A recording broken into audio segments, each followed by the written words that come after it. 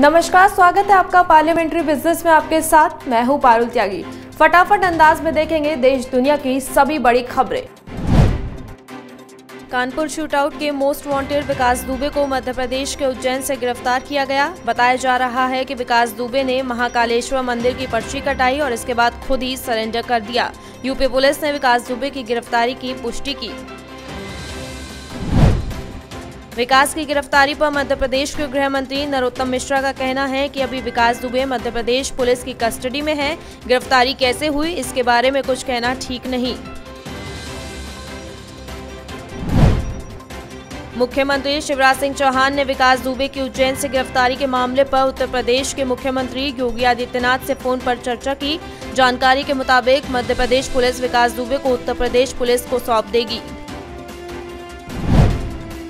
विकास दुबे की गिरफ्तारी को लेकर विपक्ष की प्रतिक्रियाएं आई सामने। समाजवादी पार्टी प्रमुख अखिलेश यादव ने कहा कि खबर आई है कानपुर कांड का मुख्य अपराधी पुलिस की हिरासत में। अगर ये सच है तो सरकार साफ करे ये आत्मसमर्पण है या गिरफ्तारी। उत्तर प्रदेश के इटावा में पुलिस ने गैंगस्टर विकास दुबे के साथी बहुआ दुबे उर्फ प्रवीण को ढेर किया। बाद में शिनाख्त होने पर पता चला कि ये कानपुर शूटआउट का एक आरोपी था और इस पर 50,000 रुपए का इनाम था। यूपी के बांदीपुरा में आतंकवादियों ने बीजेपी नेता वसीम अहमद बारी, उनके पिता और भाई की गोली मारकर हत्या की। नेता की सुरक्षा में कथित लापरवाही के मामले में 7 पुलिसकर्मियों को गिरफ्तार कर लिया गया। भारत में कोरोना वायरस के मरीजों की संख्या तेजी से बढ़ रही है। पहली बार 24 घंटे में 25,000 के करीब नए मामले आए सामने। देश में संक्रमितों की संख्या 8.25 लाख के करीब पहुंची। स्वास्थ्य मंत्रालय के ताजा आंकड़ों के मुताबिक देश में अब तक 7,67,297 लोग कोरोना से हुए संक्रमित। इनमें से 21,129 लोगों की हो चुकी है मौत। मौसम विभाग के मुताबिक झज्जर, फतेहाबाद, मथुरा, रोहतक, हाथरस समेत कई जगहों पर तेज आंधी के साथ हो सकती है बारिश। वहीं ईस्ट यूपी और बिहार के ज्यादातर इलाकों में 10 से 12 जुलाई के बीच भारी बारिश की संभावना। महाराष्ट्र की राजधानी मुंबई और आसपास के क्षेत्रों में पिछले 24 घंटे से मध्यम बारिश हुई। बीएमसी ने हाई टाइड की दी चेतावनी। कोरोना काल में स्पाइस जेट ने अपनी यात्रियों को बीमा देने का किया ऐलान। एयरलाइंस की तरफ से अलग अलग इंश्योरेंस पैकेज किए गए लॉन्च, जो 443 रुपए से शुरू होकर 1564 रुपए तक जाते हैं।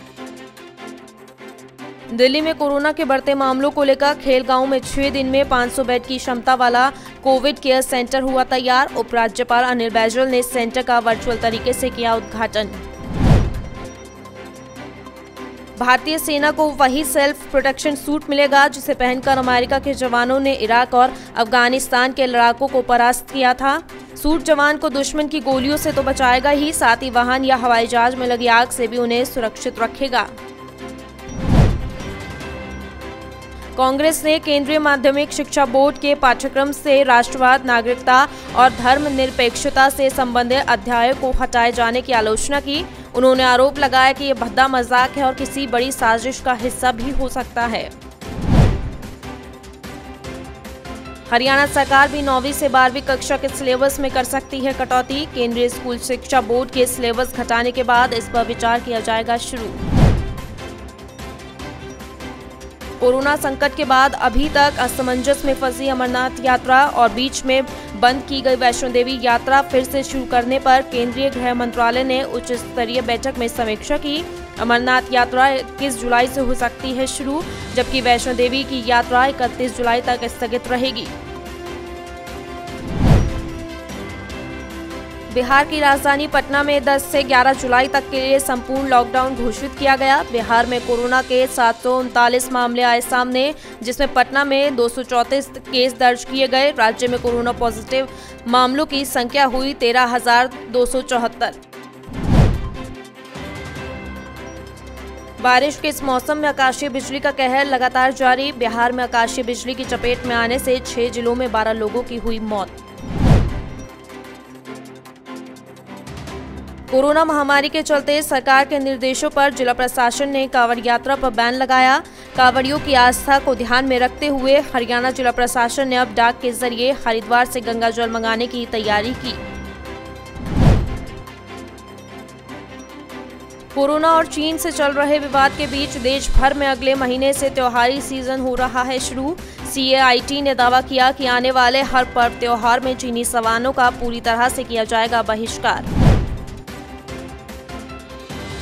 भारत और चीन के बीच बॉर्डर पर हुआ विवाद अब अंत की ओर और दोनों देशों के बीच नरमी के संकेत दिखाई दे रहे हैं। इस बीच अमेरिका की ओर से कहा गया कि अगर भारत और चीन में विवाद बढ़ता है तो अमेरिकी सेना पूरी तरह सख्ती के साथ भारत के साथ खड़ी रहेगी।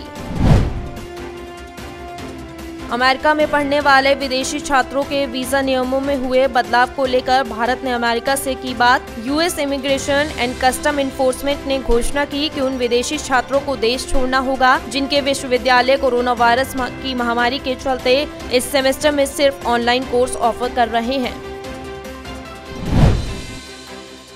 तेजस्वी यादव के कोरोना में चुनाव न करने वाले बयान पर JDU का हमला। कहा कि इस तरह का बयान दिखलाता है कि वो बिहार विधानसभा चुनाव में अपनी पार्टी और महागठबंधन की हार को लेकर डरे हुए हैं। नेपाल में प्रधानमंत्री KP शर्मा ओली के राजनीतिक भविष्य पर फैसला करने को लेकर बुलाई गई सत्तारूढ़ नेपाली कम्युनिस्ट पार्टी की स्टैंडिंग कमेटी की बैठक एक बार फिर टली। पार्टी में पनपे अंतकलह और भारत विरोधी बयान के बाद सरकार के अस्तित्व पर संकट के बादल मंडरा रहे हैं। शेयर बाजार में शुरुआती कारोबार में सेंसेक्स 200 अंक से ज्यादा मजबूत होकर 36,600 अंक के स्तर पर था। फटाफट खबरों में बस इतना ही, लेकिन देश दुनिया की तमाम खबरों के लिए आप देखते रहिए पार्लियामेंट्री बिजनेस।